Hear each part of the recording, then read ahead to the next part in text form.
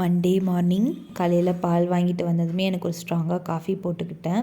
ஃபர்ஸ்டெல்லாம் coffee குடிக்கிறது cook பண்ணிகிட்டு இருக்கும்போதே குடிப்பேன். இல்லைன்னா அந்த காஃபி எனக்கு வச்சது நான் மறந்தே போயிடுவேன். அந்த மாதிரி தான் இருக்கும்.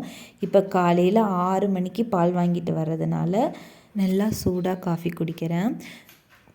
பால் வாங்க போகிறதுக்கு முன்னாடியே பீட்ரூட் எடுத்து வச்சுட்டு தான் போயிருந்தேன். பொரியலோ சட்னியோ பண்ணிப்போம் அப்படின்னு சொல்லிட்டு. சரி, பொரியல் தான் அதிகமாக யாரும் சாப்பிட மாட்டாங்க, சட்னி பண்ணிடுவோம் அப்படின்னு சொல்லிட்டு சட்னிக்கு பீட்ரூட் துருவி வச்சுக்கிட்டேன். கடலைப்பருப்பு பாட்டிலில் தீர்ந்துருச்சு, அதனால் நைட்டே வாஷ் பண்ணி வச்சுருந்தேன். காலையில் ரீஃபில் பண்ணி வச்சுக்கிட்டேன். பீட்ரூட் சட்னிக்கு அடுப்பில் தாளித்து விட்டுட்டேன். ரசம் வைக்கலாமான்னு பார்த்தேன். நேற்று வச்ச ரசமே மீதமாயிருச்சு. இன்றைக்கி சுத்தமாக ரசம் ஊற்றிக்க மாட்டாங்க அப்படின்னு சொல்லிட்டு ரசம் வைக்கலை. வெறும் ஒயிட் ரைஸும் பீட்ரூட் சட்னி மட்டும்தான்.